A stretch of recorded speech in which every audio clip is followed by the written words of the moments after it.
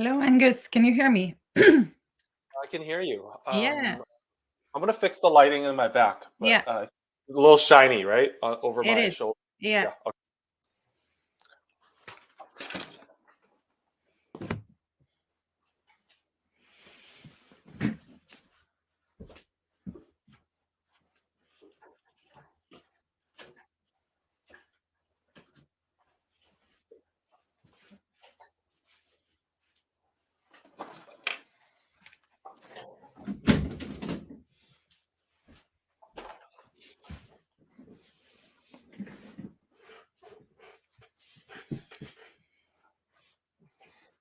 It's early morning for you. Yeah.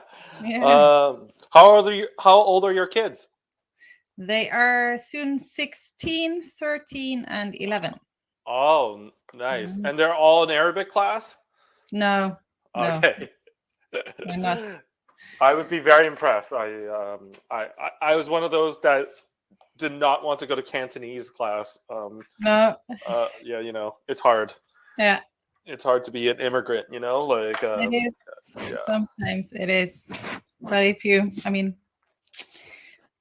also a Yeah. blessing to Yes. have Yeah. of more than one culture. It's an Yes. enrichment. Okay, I'm gonna try to share my screen and stuff.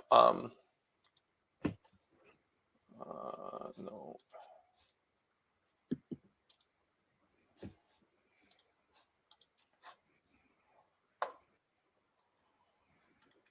Great. Okay. I'll just let this go. I'll put myself on mute for a little bit. Yeah, but I feel pretty good. Thanks for doing this.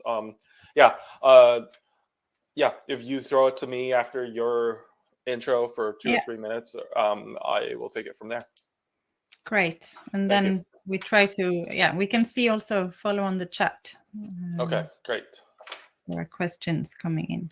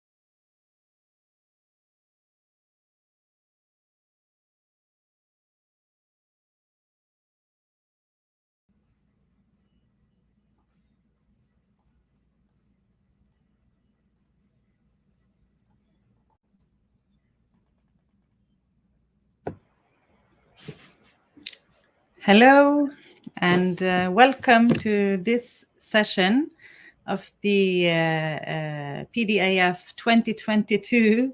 We are today going to speak with Angus Wong about how we can move from digital reaction and digital mobilization into having an impact, how to organize for sustainable justice.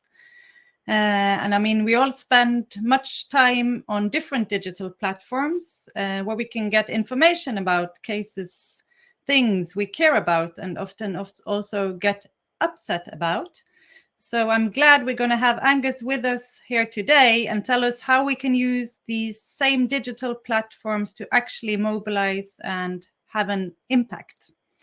My name is Lina Khatib. I'm the head of the Norwegian Palestine Committee. So it's a Norwegian solidarity movement working to impact Norwegian policies regarding justice for Palestine. And I'm very glad to have Angus Wong with us here today. And you will introduce yourself, Angus, a bit further, and you also will share with us experiences from your work working on big campaigns like Airbnb, Ben & Jerry's, and I'm really looking forward. So the floor is yours, Angus. Oh, thank you. Thank you for that nice introduction. Yeah, so let me play with the technology here. And yeah, so I'll say a little bit about me first. And first, I'm going to actually just talk about the organization I work for. I work for an organization called Some of Us. We are a corporate accountability organization. Our tagline is people over profits. And some top topics that we work on are climate change, disinformation, and human rights. So we operate in 5 languages, soon to be 6. We're going to add Arab. We've done a lot of work to add Arabic and hired people to launch Arabic in the next coming months. We're 20 million people strong, and so a typical but not just exclusive way we operate is when we see a corporation is doing something we don't like, or we want to change, or we want to hold them accountable, such as when Airbnb started listing rental homes, vacations home in occupied Palestine, for instance. We would mobilize our members by emailing them first and then asking them to share on Facebook as a very, very simple thing. We raise money, and I'll get into like the more in-depth tactics, but that's kind of a little bit about my employer and who I work for. A little bit about me. I'm Angus. My title is Senior Campaign Manager. I've been working at Some of Us for 9 years, and I'm based in Vancouver, Canada. Besides Palestinian justice, my interests are in anti-mining, especially in Latin America.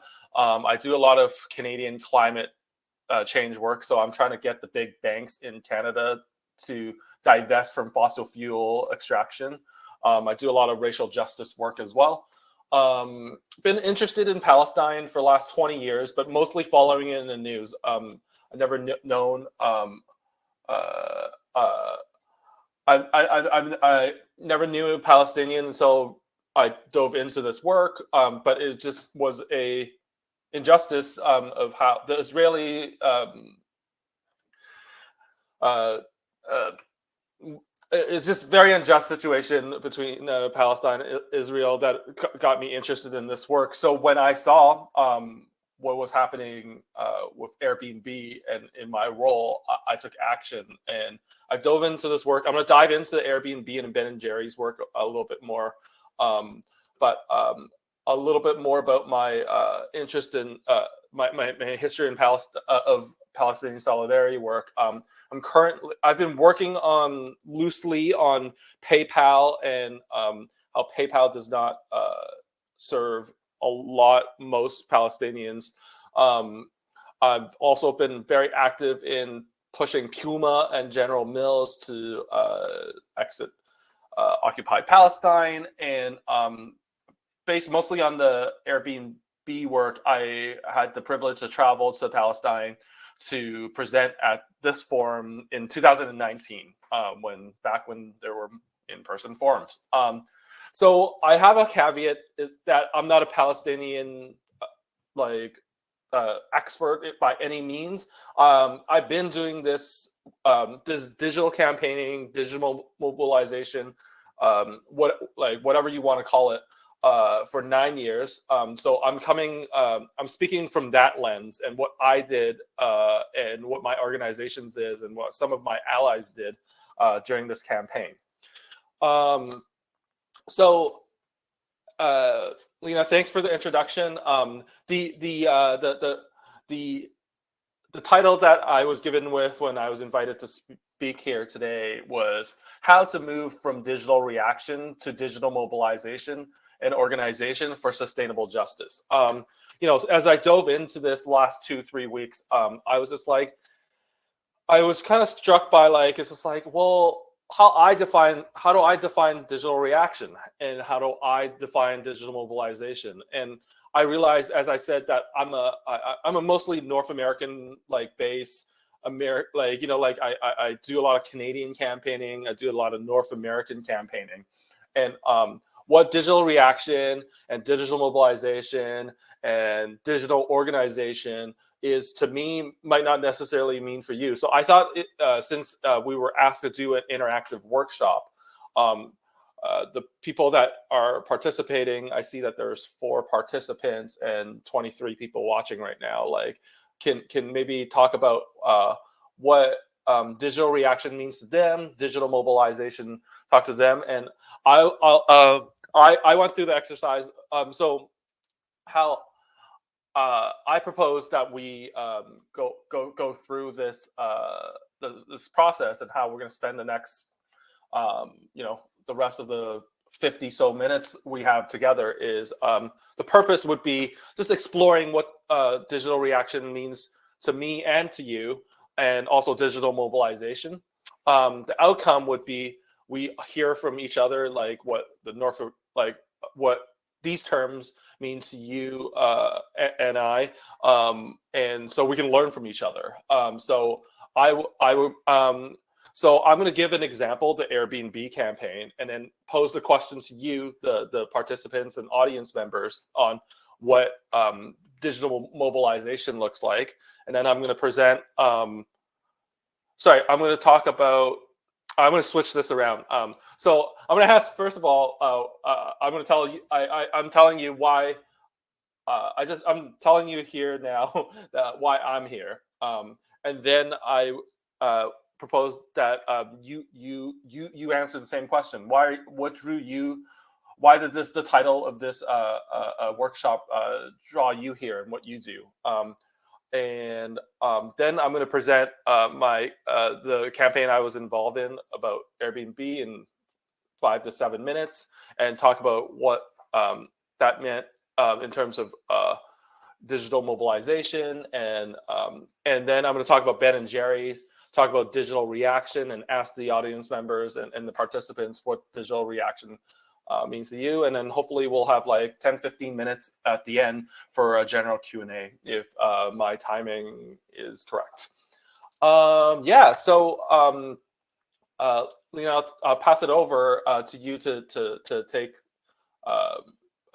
participants' input. But I want to pause here and put myself on mute and ask people that are joining today why you're here.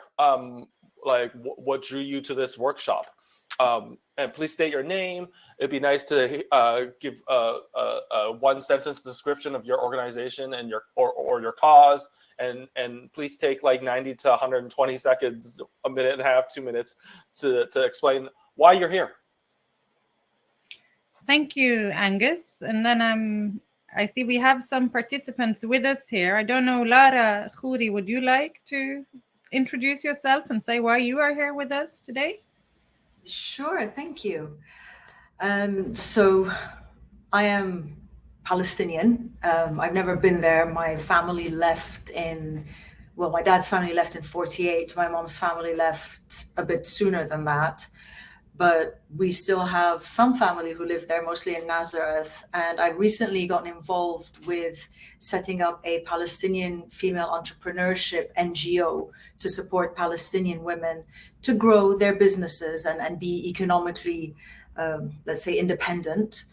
And just over the last few years, discovering my Palestinian heritage became very important. I'm in the UAE, and sadly, I suppose, the first time I heard anybody say with confidence and pride, I'm Palestinian, was around 2008. And where I grew up, so I grew up in Nigeria, then I moved to Lebanon, I lived for a bit in London. And every time we're saying where we're from, everybody goes, I'm Palestinian, but in a really low voice, fear of repercussions, of social ostracism maybe.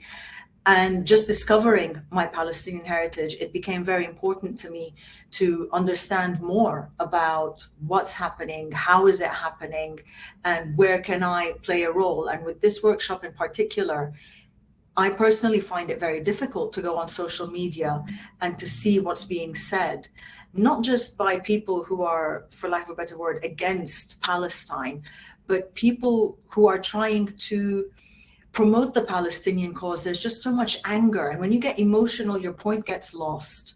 And so I find that I don't contribute to those conversations because I'm unable to really make it rational. I get very emotional. So I wanted to be here today to hear everybody else's thoughts about it and see what I can learn. Thank you very much.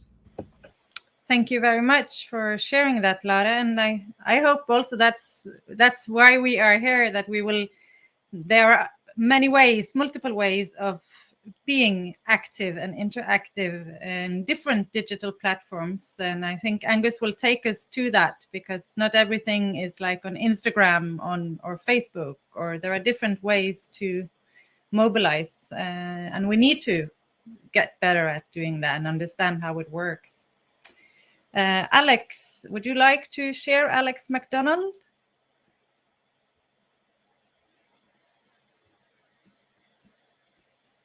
No. Well, maybe then, Angus, you would like to continue, unless there are anybody else in the audience who would like to say something. You can print it in the chat or unmute yourself and speak up. Okay, I can do a brief one, Angus. I already introduced myself and said who I am, and I lead a Norwegian solidarity movement for the Palestinian cause that has been working in Norway for like 51 years, so it's old. And we are trying to reach a younger audience, and we are also trying to influence policy, which is a difficult task, especially with this case, but I'm here to learn how we can work more efficiently and how we can actually influence. So maybe you'll continue the session, Angus, and give us the answers. I certainly don't have the answers, but yeah, I'm looking forward to sharing my experience. Maybe we can spark a little bit more discussion amongst the Lara and hopefully Alex and Lena. Okay, so yeah, so as I said, I'm going to share a little bit about my experience of, with the Airbnb campaign, especially the 8 months, focusing on the digital aspects of the first 8 months of the campaign. And as I go, I'd like to talk about, I'd like you to think about what digital mobilization and digital organization means to you, like in the work that you do, supporting entrepreneurs or supporting policy in Norway. That'd be wonderful, and maybe we can just share what it means to me. After I share what digital mobilization and digital organization meant to me in the Airbnb campaign. So just a rehash, in 2016, small-ish publication called 972 discovered that Airbnb lets you rent vacation homes in illegal settlements in the West Bank. And so I sort of, I think like some smaller NGOs was reacting to this story.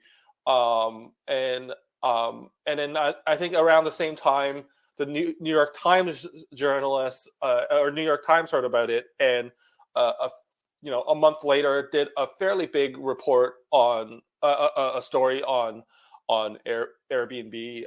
There was a little bit of digital reaction coming of 972 stories, and this New York Times story made it, like big in the Palestinian solidarity world. And it was around then when I heard about it, and because groups like Jewish Voice for Peace was starting to get the word out that this was happening. Jewish Voice for Peace, for people that is a very American-based organization, and they I don't know who. It was a very organic coming together of a coalition. that Jewish Peace is how I heard about it, and I reached out to them and be like, hey, I want to be, as some of us want to be involved in this campaign. And then in the beginning, there the characters and the organizations that I remember being on there was Code Pink. There was a couple of more grassroots groups, U.S. campaign to end Israeli occupation, American Muslims for Palestine, U.S. Palestinian Community Network, and we had a 5 to 7 calls, with like a couple of weekly calls to talk about. Welcome, Alex. Why don't you introduce yourself after I present this? And we had a massive email change just to talk about how we're going to actually react, how we're going to and mobilize and organize to. So my role, as I was more of the evolved into kind of organizing and leading the digital effort of this campaign. One of the things that some of us does pretty well is to mobilize people around a petition. So we started a petition, and right away, 100,000, 120,000 people signed the petition, and within just a few weeks, asking Airbnb to stop listing vacation rentals in Israel. And the New York Times story broke in February, and by March, because of the organizing we were doing, we delivered. The person on the extreme left in this photo is delivering the names of 120,000 that signed the petition that I just talked about, and the person, the man on the right. In the bigger picture is an Airbnb staff that was receiving those petitions, and then outside, folks were outside the San Francisco headquarters. People were, starting to organize around speaking out with Airbnb, and at the time of the petition delivery, I was also organizing a microsite. This microsite is a mock site of a fake Airbnb listing that's just based on my a website completely not tied to Airbnb, and the idea was that Palestinian solidarity people that are outraged about this Airbnb, that Airbnb is renting vacation homes in occupied Palestine, can go in and give a fake review to be like, hey, and give the Airbnb 1 star on human rights, give and lots of people just wrote Free Palestine and how dare you Airbnb, and it actually together with the petition launch, it generates some bad press with Airbnb, and we're and so we're seeing that that New York Times article that we're bringing it to, that was a digital reaction, and we're starting to mobilize and organize to actually bring our message to Airbnb. So it created brand damage to Airbnb, and because of our collective efforts, we started as a coalition being able to talk to Airbnb about their timelines of doing what they're doing, and hopefully asking them to pull out of occupied Palestine in the settlements.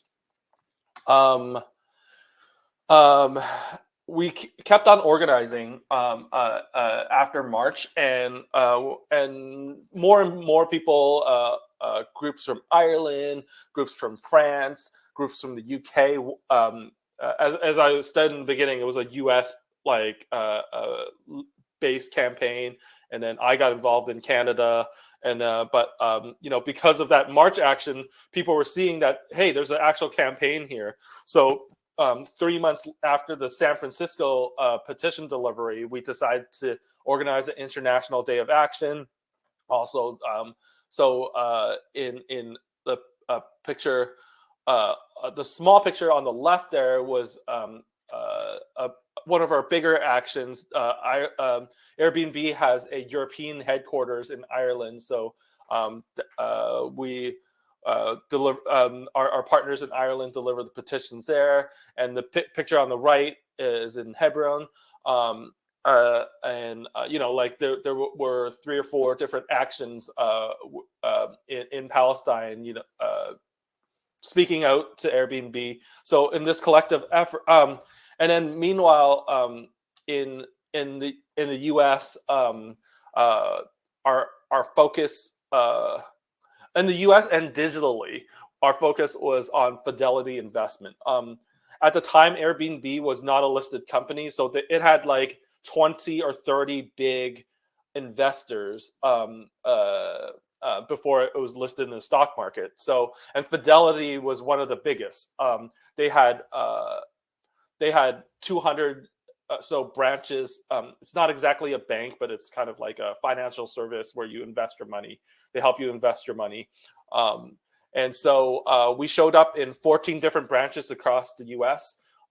To also to pressure Fidelity to pressure Airbnb, because like we're talking to Airbnb, they weren't moving, so we really want to show our power and be like, hey, like if you're not listening to us, the owners of your company, we're gonna pressure the owners of your company, and like maybe I'll shame you that way to move, especially right before we thought they were gonna list on the stock exchange soon. So like they wouldn't want Fidelity wouldn't want the bad press of people showing up at 14 of their branches across the U.S. So we were putting on pressure that way. And on the digital side, we like when I say we have 20 million members, like a bunch of them take action and by email. So we emailed people that signed a petition and asked them to email the CEO of Fidelity to her private email address, just to be like, hey, like Miss Johnson, please, put pressure on Airbnb to pull out of occupied West Bank.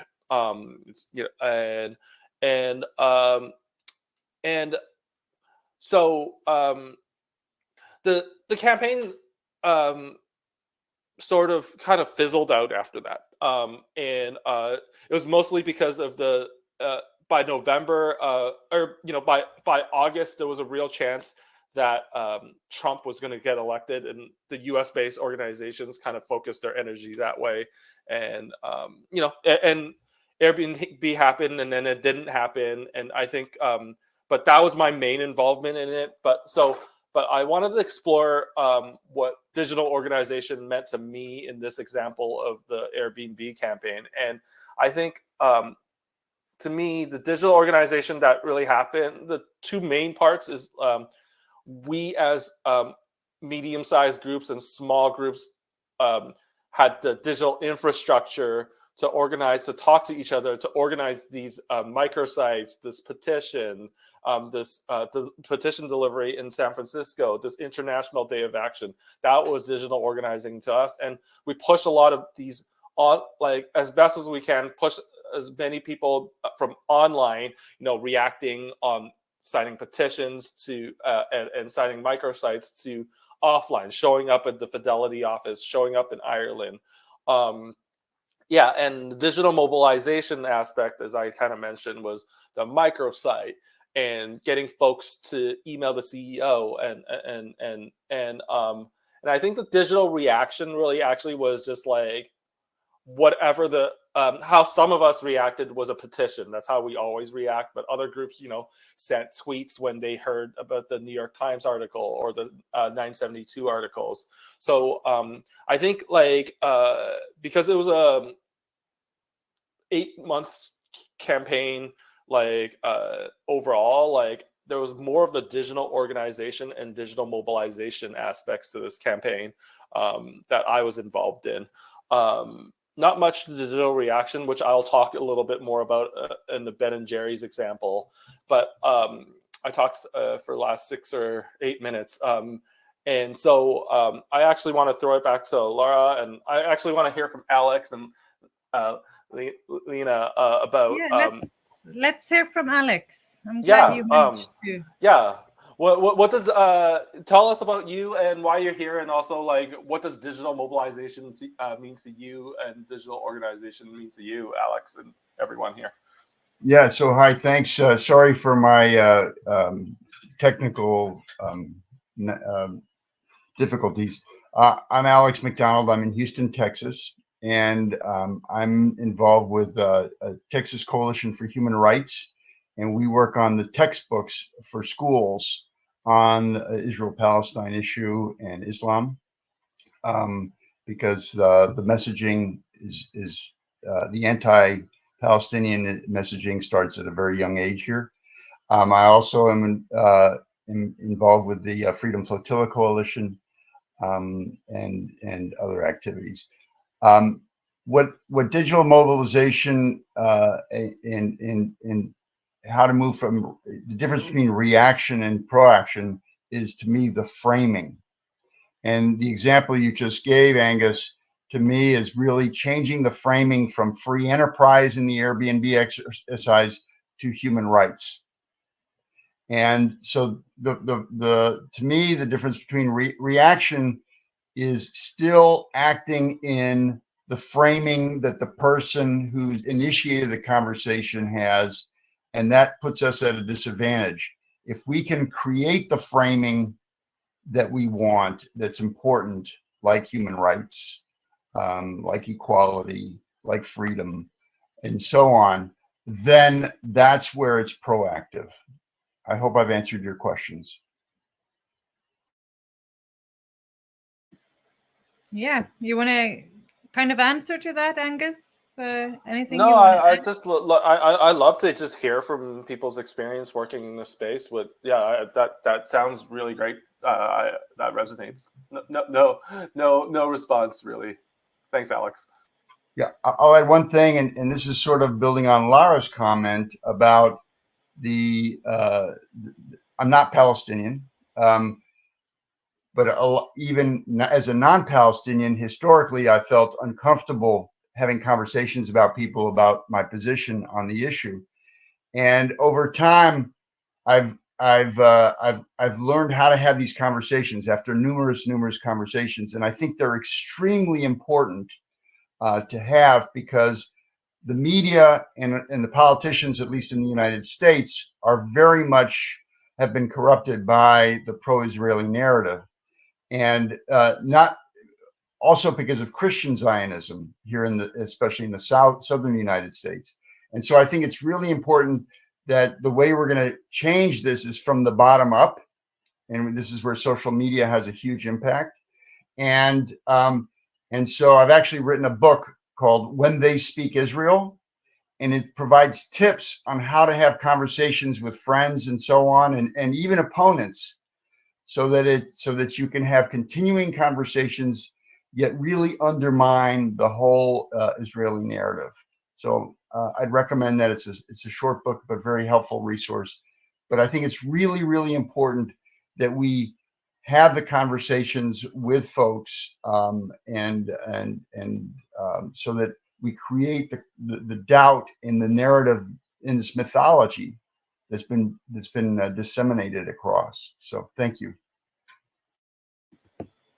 Thank you, Alex, for that reflection, which brought me to another question, actually, back to you, Angus, before you continue, because what Alex says is important. We all work in very different environments, and what is allowed to say, what is considered to be politically correct or not, is very different from place to place. So in Europe, for example, in Norway, we do have the space to speak. We are not necessarily given as much access to mainstream media, but we are allowed to do and organize all kinds of activities that we like.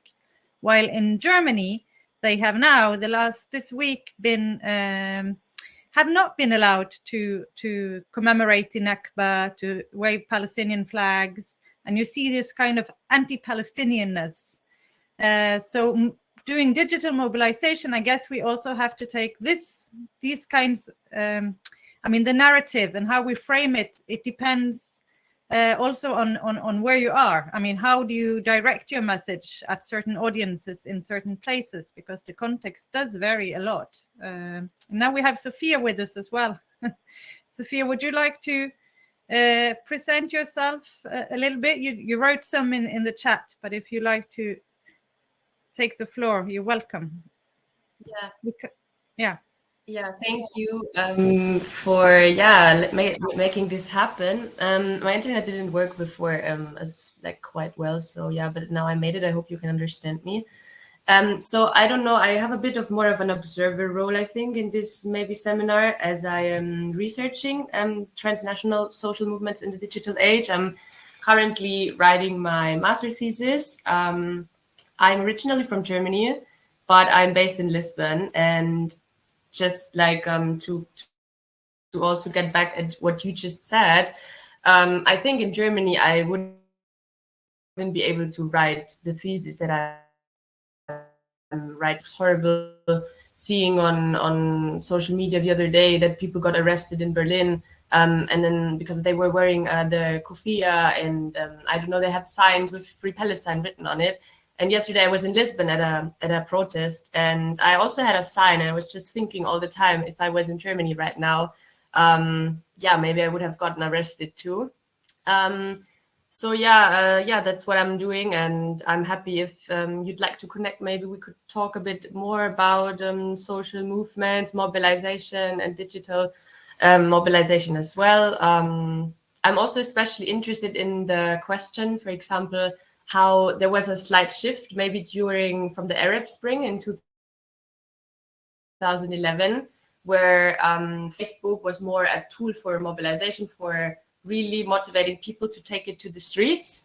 Whereas I think now it's a bit more of it's got a platform for solidarity, for educating and for advocating for the cause. I feel like there was a bit of a shift from this taking it to the streets to just having a bit more of a safe online space. Thanks. Maybe we should take it back to you then, Angus. And I understood you used different methods to mobilize, not only Facebook. You use email a lot. You also had the petition that you shared, but I guess on different platforms. How do you reach out to people? And So there's a couple points I want to make. I think more reacting to Alex's comments. Thanks for sharing. Yeah, I appreciate how what you said, Lena, on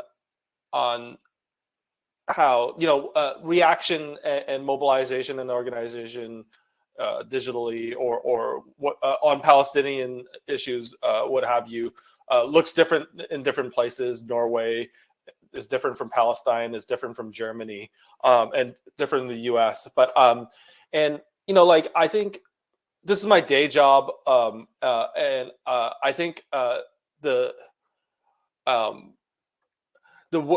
way I see it is that a petition is a very low level, discrete. Like, you can sign your petition and make a few comments in a very safe space, like in the microsite that I was explaining, and that could be your contribution for the day. And these messages do actually get. I'll talk about it in the Ben and Jerry's example, but like these people that don't want to really speak out, like in a public forum, or argue with people that are Zionists, or just very angry in this space, they can just take action, and this action will actually be translated. Signing a petition or whatnot will actually be translated to on the ground action, and we will bring your your voice to San Francisco in an international day of action kind of way. And I think anywhere along the journey, if you want to go to an action, and this is important to you, you can. So that's kind of how I see the role of digital mobilization and digital organization. I don't think it'll solve like the whole conflict, but it is a way to win what you want, which in this case, hundreds of thousands of people wanted to see that Airbnb drop their listings in illegal West Bank. But how we gathered most of that petition was actually through emailing. So we in another, like, back when Facebook was a little bit more democratic, a lot more democratic, we created just hundreds and hundreds of petitions, and people signed it. And when people signed those petitions about saving the bees, or like saving the whales, or like say no to climate change, they enter our email list. So when we are mobilizing on this, we were able to email millions of people, and it ended up being that 100,000 people signed this petition. Some people shared it on Facebook and shared it on Twitter, but like that's how we gathered all those signatures to move. So that's how we still continue to do digital mobilization. The first step is usually emailing our members to tell them about an issue and asking them to sign a petition. And then from there, we know that they're interested in this topic area. So as we move up the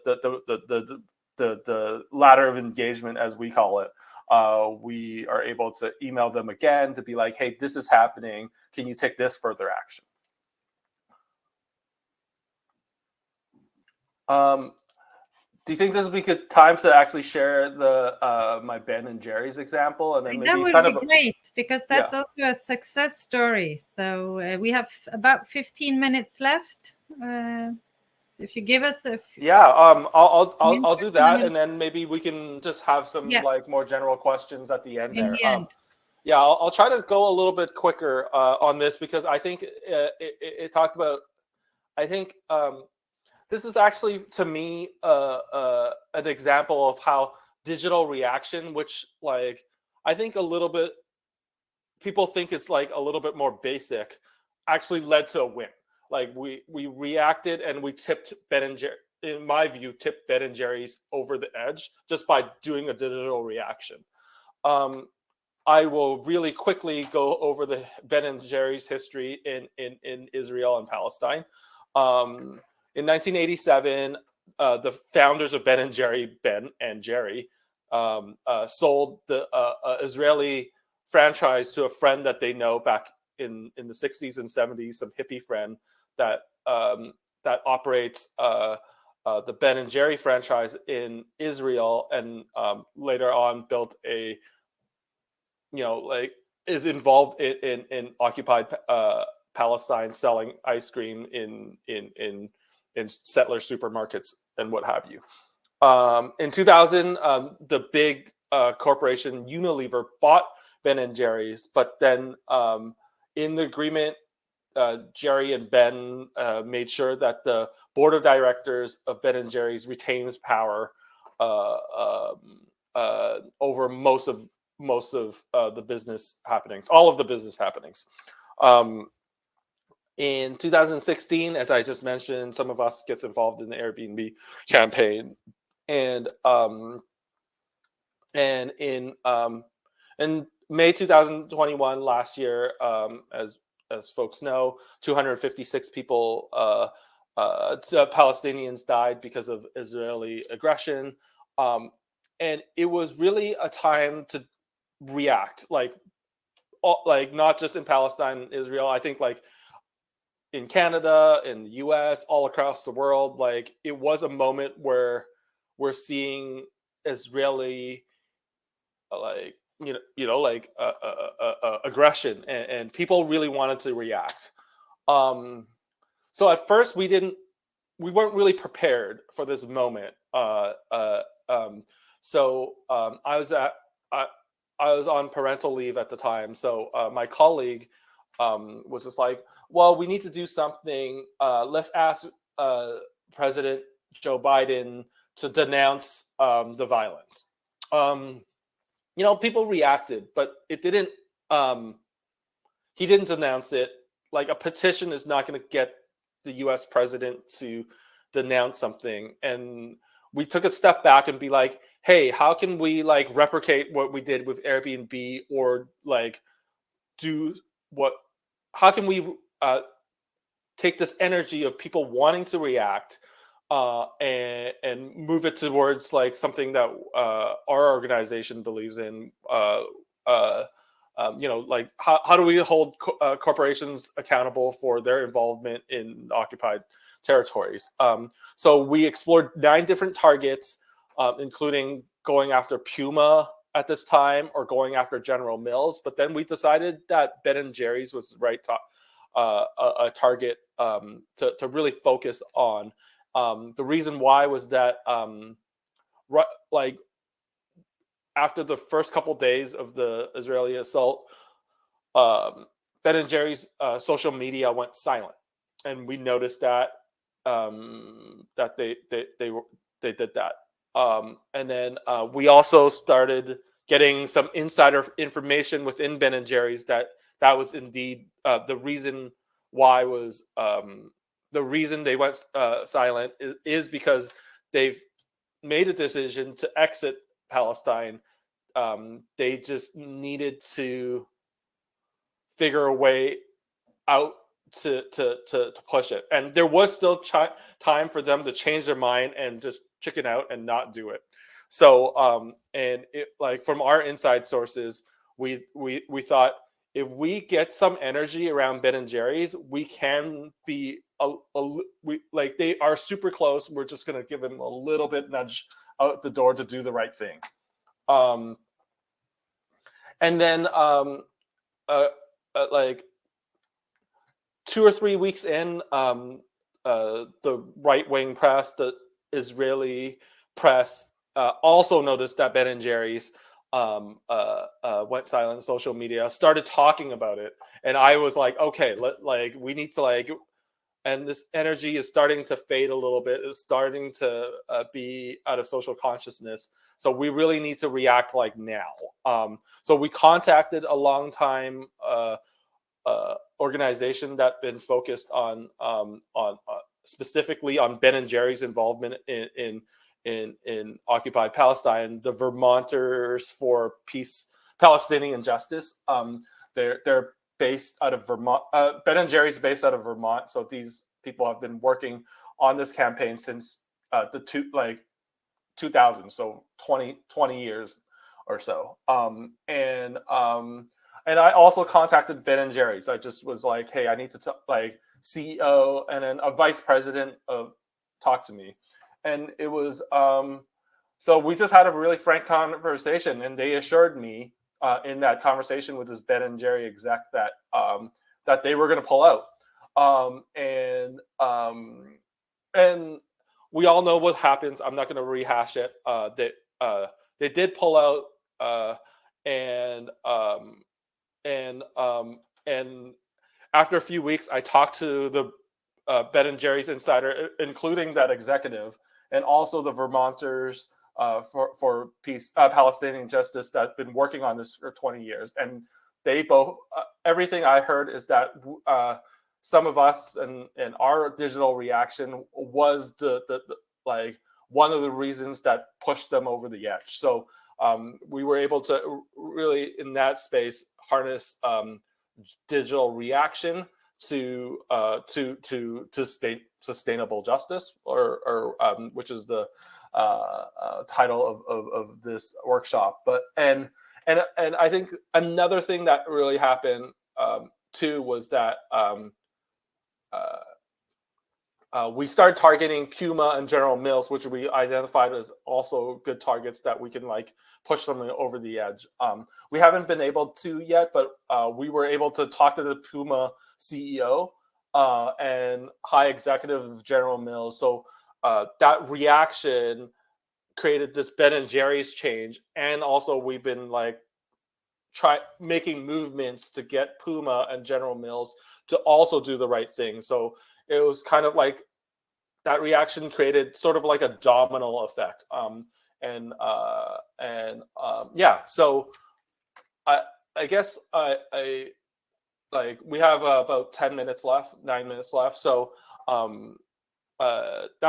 those are the two examples I wanted to give. But a question I have for you is what is digital reaction?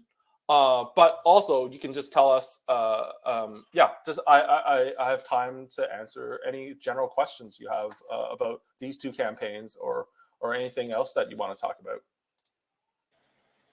Alex, you go first. Yeah, thanks, Angus. That was great. And I'm curious, I heard that, you were coordinating with this, the Vermonters for Peace. And I'm curious how you found them, because I think working in solidarity on these things is so important, and in coordinating, because having people locally can be very effective, and then with your skills in terms of social media. And so if we each can know where our strengths are and work together. And so I'm curious if there are techniques or recommendations that you have for finding complementary skills in doing the solidarity work. The second thing is, I'm really curious, when you reached out to the high-level executives, what kind of conversation did you have? Was it trying to be cooperative? Was it trying to be adversarial? What are the techniques you found to be most effective? Thank you. It's very good questions. Go ahead, Angus. Thanks. I saw that as a two-part question. How do I find like good partners in doing this? And I think that is, with Ben and Jerry's, I think we just had a really good reputation after this Airbnb campaign, especially in the U.S. context. So when I was like, I did the research and I was like, Ben and Jerry's is our target. I emailed all like my Palestinian solidarity folks that I worked with at Airbnb, and I asked them like, who's the best person to talk to in terms of this Ben and Jerry's campaign? And everyone said, well, this one organization has been working over 20 years. And then they were eager to talk. And I think it speaks to like something you kind of touched on earlier about how like, we're all doing different things, but like there is sometimes where there's just like a moment where like, they've been working on this for 20 years. They've written reports. It was super well researched. So when I showed up to talk to the Ben and Jerry's exec, I knew exactly what was happening, what has been done, what kind of activism there is, what the previous CEO thought about it, what the new CEO thought about like Palestinian issues and whatnot. And so all this work that they did was actually actualized. They never ended up talking to the CEO in this instance, but like I was able to bring their work and celebrate their work after we won. And how I found the Airbnb stuff was just like, like also like built based upon other work. Like I worked at Jewish Voice for Peace, like on other things. So like when I saw their petition, I had a line in. So in terms of how the corporations and the high level executives are responding and what kind of conversations we're having, it depends on the corporations. Ben and Jerry's is I do corporate campaigning, and I've never seen a more progressive corporation. So I think that is a bad example. Maybe the conversation was really well. It went really well. The person I talked to used to work for Greenpeace, and we spoke the same language, and like he was pretty skilled, and he was just like, hey, Palestinian for solidarity forever. like I'm working on this, and he was right. Like, and I think that conversation was just like human to human, activist to activist, and like he basically, like, I was convinced that he is like pro-Palestine, and I believe that he is doing the best he can, and that Ben and Jerry's he thought Ben and Jerry's was going to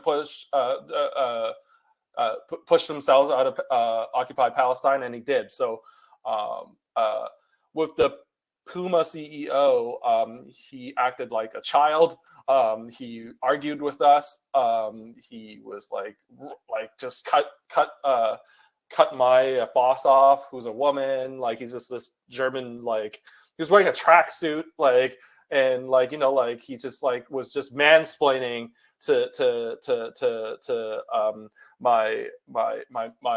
our executive director, who has Jewish roots, you know, about the situation in Palestine, and you know, and then General Mills was something in between, and we've like it varies. The reaction to this varies. I'm going to try, if Laura has the last question, we have like 3 minutes left of this session. We can try to be really brief. Thank you. Yes, I do have a question. And I had thought of it before what you just said, Angus. And it is one of the things that makes it difficult for us to mobilize, I suppose, is when people are coming and explaining their understanding of the situation, which, let's be honest, is false. So I'm guessing whatever the Puma executive was telling you, you're sitting there thinking, yeah, this is not, I don't know what Kool-Aid you've been drinking, but this is not the truth. How do you overcome that in order to then have a conversation where everybody has an understanding of the facts? Go ahead. Yeah. That's a really good conversation. Good. I think this is.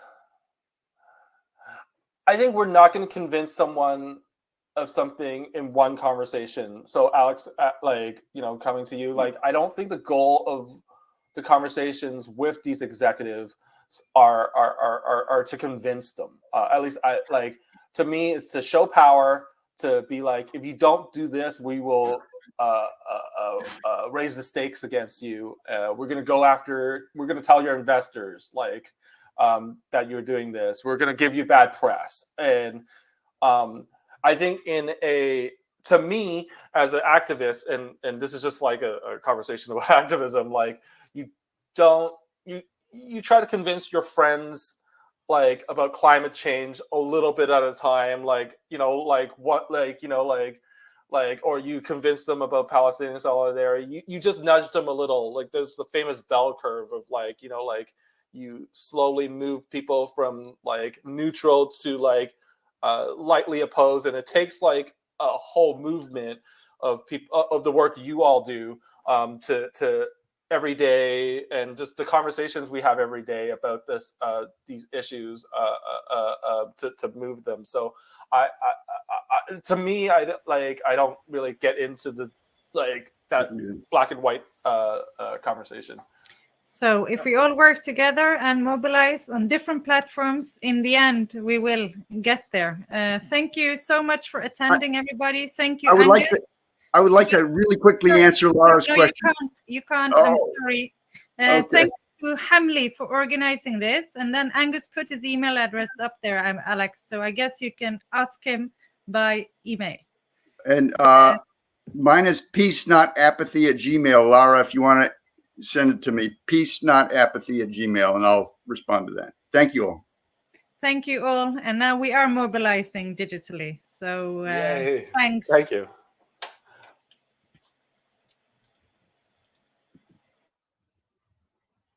I don't see his email that you said. Is it there? I don't see it either. Scrolling up.